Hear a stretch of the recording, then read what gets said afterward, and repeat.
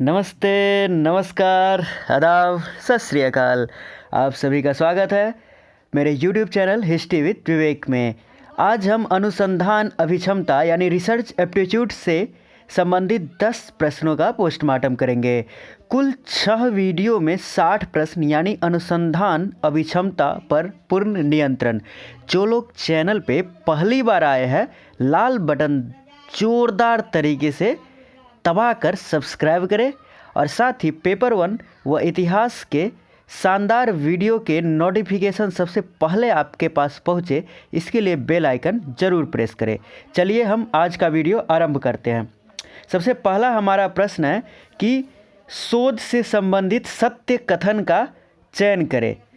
शोध के माध्यम से नए तथ्यों का संवर्धन होता है, यह हमारा पहला विकल्प है। प्रश्न यह है कि शोध से संबंधित सत्य कथनों का हमको चयन करना है कि रिसर्च से संबंधित मतलब सत्य कथन क्या है। जो हमसे पहले विकल्प चुन लेंगे वो कमेंट में प्रश्न के साथ लिखें। तो पहला विकल्प है शोध के माध्यम से नए तथ्यों का संवर्धन होता है। तो शोध जो होता है उसके माध्यम से नए तथ्यों का संवर्धन होता है, खोज होती है नई चीज़ों की, ये बिल्कुल सही कथन है। दूसरा विकल्प देखते हैं, शोध के माध्यम से पुराने तथ्यों की जांच पड़ताल होती है। बिल्कुल पुराने तथ्यों की जांच पड़ताल होती है और उसी से नए तथ्य भी खोजे जाते हैं। कुछ शोध कार्यों का लक्ष्य प्राकल्पनाओं का निर्माण होता है। हाँ, कुछ शोध कार्य जो सिंपल होते हैं, सामान्य शोध होते हैं, उसका कार्य प्राकल्पनाओं का ही निर्माण होता है। कुछ शोध कार्य केवल ज्ञान प्राप्ति के लिए किए जाते हैं। विभिन्न शोधों के उद्देश्य विभिन्न होते हैं, अलग अलग होते हैं। तो कुछ शोध कार्य केवल ज्ञान प्राप्ति के लिए किए जाते हैं, ये भी कथन बिल्कुल सही है। तो इस हिसाब से इस प्रश्न का विकल्प डी ऑल सही जवाब होगा। अब हम बढ़ते हैं अगले प्रश्न की ओर। शोध में पूर्ण वस्तुनिष्ठता संभव है, असंभव है, जरूरी है, कोई नहीं। वस्तुनिष्ठता जो है ये शोध का एक प्रमुख गुण होता है, रिसर्च का ये एक प्रमुख गुण होता है। वस्तुनिष्ठता मतलब कोई भी घटना को हम बिना किसी पक्षपात या बिना किसी पूर्वाग्रह के देखें, वह दूसरे के विचार का सम्मान करे पर साक्ष्यों के भली भांति परीक्षण के बाद ही। मतलब ये हुआ कि हम किसी चीज़ को वस्तुनिष्ठ अगर शोध हम कर रहे हैं तो हमें वस्तुनिष्ठ होना पड़ेगा। यानी कि हम अपने मन में किसी के प्रति दुर्भावना नहीं रख सकते हैं। अगर मान लीजिए हम इतिहास लिख रहे हैं, ऐतिहासिक शोध करें, अंग्रेज़ों के बारे में लिख रहे हैं, तो ये नहीं हम कह सकते हैं, पहले ही से मान के नहीं चल सकते हैं कि अंग्रेज़ हमेशा भारतीयों को मारेंगे, काटेंगे, भारतीयों को कभी वो कल्याण नहीं कर सकते। ये भावना पहले से हमारे पास रहती है, पर हम जब वास्तविक शोधार्थी बनेंगे तो हम ये पहले से मानकर नहीं चल सकते हैं। बिल्कुल ही पहले से मानकर हम ये नहीं चल सकते हैं। जैसे कि मान लीजिए कि हम लड़कियों के बारे में शोध करें, लड़कियों के गुणों के बारे में कि लड़कियां बहुत लेजी होती है और वो ऐसा हम कुछ अगर पहले से मान ले तो ये हमारे शोध को क्या करेगा। या लड़का बड़े घुमक्कर होते हैं, तो इस टाइप से अगर हम पहले से जो कुछ मान ले तो ये हमारे शोध को प्रभावित करेगा, ये परिणाम को गलत तरीके से प्रभावित करेगा। तो ये वस्तुनिष्ठ नहीं कहा जा सकता है। तो इसलिए ये होता है वस्तुनिष्ठ का अर्थ, शोध को वस्तुनिष्ठ होना जरूरी है। लेकिन हमारा सवाल है कि शोध में पूर्ण वस्तुनिष्ठता, तो यानी कि 0% पक्षपात, मतलब कि 0% भी पक्षपात ना करे, पूर्ण वस्तुनिष्ठता 100% वस्तुनिष्ठता बोल रहा है। तो ये 100% वस्तुनिष्ठता क्या है, असंभव है। अब आप बताइए कि कोई आदमी शोध करता है तो निष्कर्ष जो निकालता है तो वो निष्कर्ष ठीक है, शोध में जितने चीज़ किया उसका निष्कर्ष रहता है, लेकिन उसमें कुछ न सारा चीज़ वो शोध का ही लिखता है। लेकिन जब निष्कर्ष लिखते वक्त अपना विचार तो कुछ न कुछ तो लाएगा। जो आदमी लिख रहा है, इंसान लिख रहा है, जब व्यक्ति लिख रहा है तो व्यक्ति का विचार थोड़ा न थोड़ा आना ही है। इसलिए शोध में पूर्ण वस्तुनिष्ठता असंभव है। अब हम बढ़ते हैं अगले प्रश्न की ओर। शोध की प्रक्रियाओं में शामिल है प्रारंभिक प्रक्रिया, संश्लेषण प्रक्रिया, विवेचनात्मक प्रक्रिया, निष्कर्ष निकालने की प्रक्रिया। तो शोध की प्रक्रिया में शोध का जो प्रोसेस होता है, रिसर्च का प्रोसेस होता है, वो प्रारंभिक होता है। सबसे पहले प्रारंभिक होता है, फिर हम उसका विवेचना करते हैं, फिर संश्लेषण करते हैं और अंत में क्या करते हैं, हम उसका कंक्लूजन निकालते हैं। तो इसमें से ये विकल्प इसका डी सही जवाब हो जाएगा, ऑल। बढ़ते अगले प्रश्न। शोध में बाह्य आलोचना का अर्थ होता है स्रोत के वाक्यों का शाब्दिक अर्थ जानना, स्रोत के वाक्यों का वास्तविक अर्थ जानना, स्रोत के लेखक व स्थान का पता लगाना, स्रोत के जिल्द की मजबूती जानना। तो अब बताइए बाह्य आलोचना क्या होता है। देखिए शोध में 4 कार्य होते हैं, प्रारंभिक, विश्लेषणात्मक, संश्लेषणात्मक व निष्कर्ष।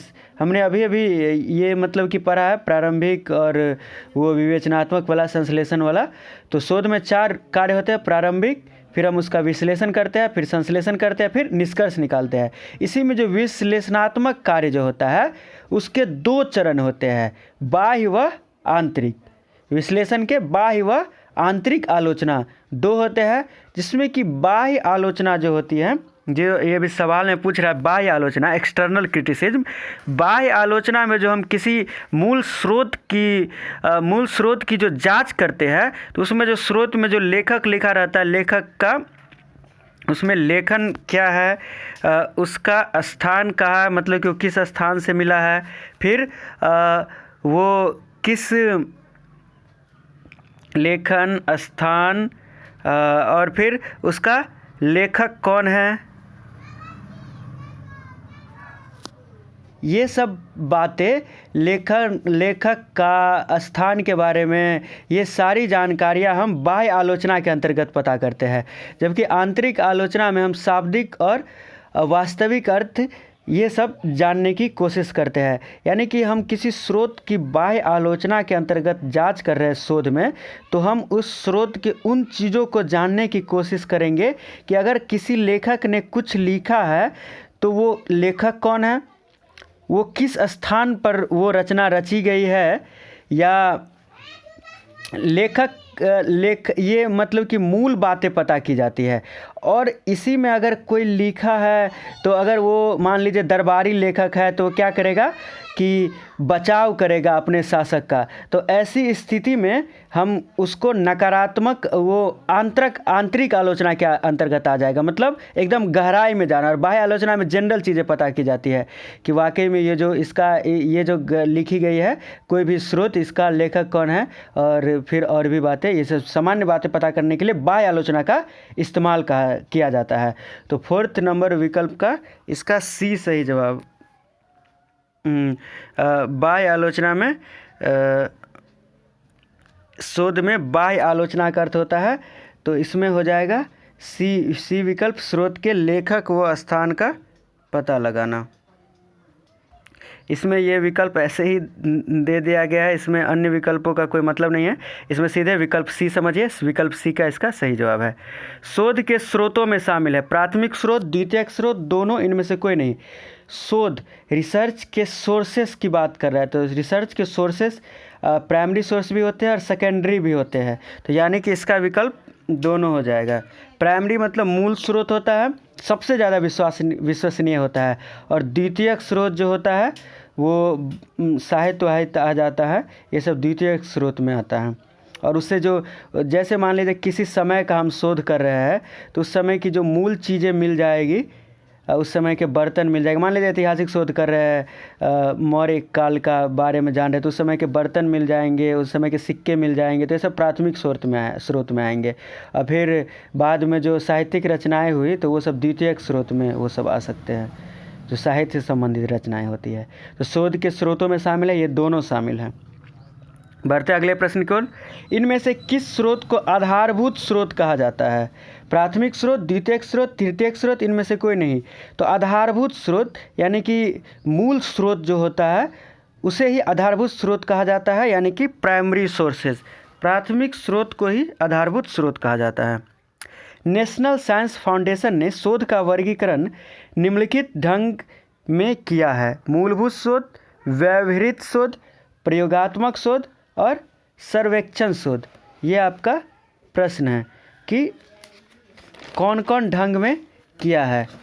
ये जो मैं 5 सेकंड या 10 सेकंड का समय देता हूँ, इसमें आप विकल्प अगर मेरे से पहले ढूंढ लेते हैं तो कमेंट में लिखते जाए।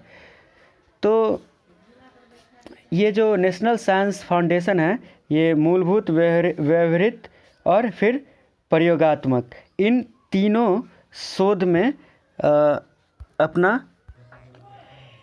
मूलभूत, व्यवहारिक और प्रयोगात्मक, तो नेशनल साइंस फाउंडेशन ने शोध का वर्गीकरण इन्हीं तीन चीज़ों में किया है, यानी विकल्प ए, बी और सी इसका सही जवाब हो जाएगा, यानी कि विकल्प ए। बढ़ते अगले प्रश्न की ओर। शोध के महत्वों में शामिल है।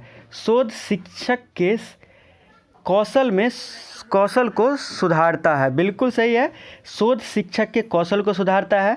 अगर मैं शिक्षक हूँ तो पहले सामान्य बच्चों को ऐसे अपने पढ़ाने आ गया, फिर धीरे धीरे मैंने देखा कि कुछ बच्चे बिल्कुल रुचि नहीं ले रहे हैं, तो मैं जानने की कोशिश करूंगा कि वाकई में उनकी समस्या क्या है, उनके बारे में शोध करूंगा कि नहीं वाकई में वो किस लिए, या उनको दूर से बोर्ड का दिखता नहीं, वो पीछे बेंच पर बैठते हैं इसलिए उनको अगले बेंच पर लाया जाए, इससे समस्या का समाधान होगा, या रूम का लाइट बढ़ाया जाए। तो ये सारी बातें हम पता करते हैं। तो ये जो शोध जो है शिक्षक के कौशल को सुधारता है, बिल्कुल सही है। मानव जीवन को आरामदेह बनाता है, बिल्कुल ही आरामदेह बनाता है। जैसे कि मान लीजिए कहते हैं कि आवश्यकता आविष्कार की जननी होती है। जब हम गर्मी में ऐसे बैठे रहते हैं तो पंखा चला लेते हैं, मतलब फैन की ज़रूरत हुई कि नहीं, हवा आती तो हमको ठंडा लगता, तो फिर आवश्यकता हुई, आविष्कार हो गया। किसके माध्यम से? शोध के माध्यम। ऐसे तो नहीं कि डायरेक्टली सीधे बोले कि नहीं भाई पंखा होना चाहिए, तो पंखा ऐसे आगे गिर गिर चलने लगा, उसका तो भी तो कोई आविष्कार किया। आदमी ऐसे साइकिल से चलता था तो फिर सोचा कि नहीं तेज़ चलना चाहिए, तो फिर शोध किया, इंजन का आविष्कार किया, गाड़ी बनी, मोटर कार बने। फिर कहा कि नहीं भाई हवा में भी उड़ने की बात है तो हवाई जहाज़ या पेट्रोल। तो ये सब चीज़ क्या हुई? शोध के माध्यम से हुई। तो मानव जीवन क्या हुआ? धीरे धीरे आरामदेह बनता गया।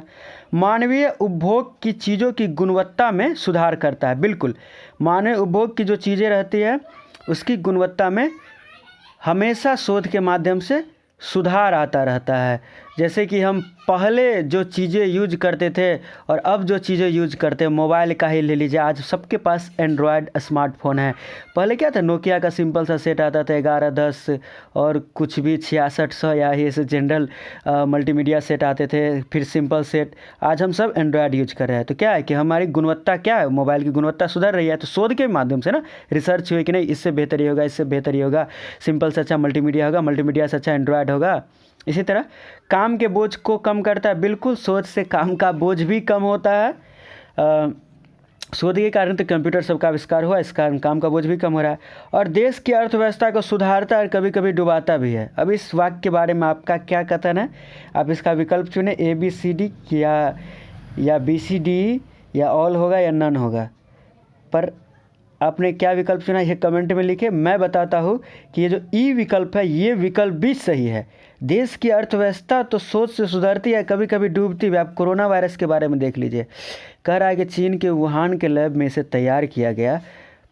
तो ये जो वायरस का जो निर्माण हो रहा था, देश की अर्थव्यवस्था को सुधारने के लिए वो ढेर सारे रिसर्च किए जा रहे थे कि ताकि हम जो है सो बहुत बड़ा काम करें या कुछ करें। भले इस थ्योरी को अभी तक पूरी पुष्टि नहीं मिली है, लेकिन बहुत हद तक ये सही भी है कि वुहान के लैब में इसे भविष्य के लिए रखा गया था, लेकिन अचानक उसका एक कर्मचारी खुद संक्रमित हो गया, उससे अन्य लोग संक्रमित हुए और धीरे धीरे सब में ये फैलता गया। तो इससे क्या हुआ, रिसर्च से क्या हुआ कि अब उसका चीन की अर्थव्यवस्था देख लीजिए क्या हाल हो गई, अन्य देशों पूरे विश्व की अर्थव्यवस्था तबाह हो गई। तो रिसर्च से अर्थव्यवस्था सुधरती भी है और कभी कभी डूबती भी है। कभी कभी, हमेशा नहीं, कभी कभी, परहैप्स में ही आएगा, परमानेंट नहीं आएगा। तो इसमें हम विकल्प सी ऑल लेंगे। यहीं पर कभी कभी के बदला रहता है कि सुधारता भी है डुबाता भी है, तो हम इस ई विकल्प को गलत मानते हैं, लेकिन कभी कभी डुबाता है इसलिए हम इसको भी सही मानेंगे। अब बढ़ते हैं अगले प्रश्न की ओर। इनमें से कौन सा शोध वर्तमान से संबंधित है? ऐतिहासिक, विवरणात्मक, मात्रात्मक। तो ऐतिहासिक शोध में क्या किया जाता है? भूतकाल की चीज़ों की खोज कर वर्तमान को बेहतर बनाया जाता है। वही विवरणात्मक शोध जो होता है इसका संबंध वर्तमान से होता है। इसमें शोध के विषय का सार निर्धारित करने का प्रयास करते हैं हम। अब हमारा है 10वां और अंतिम प्रश्न। जब हम छोटे हिस्से पर किए गए शोध से प्राप्त आंकड़ों को संपूर्ण जनसंख्या पर लागू करते हैं तो इस विशेषता को कहते हैं। देखिए, छोटा हिस्सा पर कोई शोध किया और उसको पूरा जनसंख्या पर हमें लागू करना है, तो इस शोध को क्या कहेंगे? इस विशेषता को क्या कहेंगे? तो इसको हम सामान्यीकरण कहते हैं, जनरलाइजेशन। ये होता है आपका जनरलाइजेशन। इसका बड़ा महत्व है शोध के क्षेत्र में।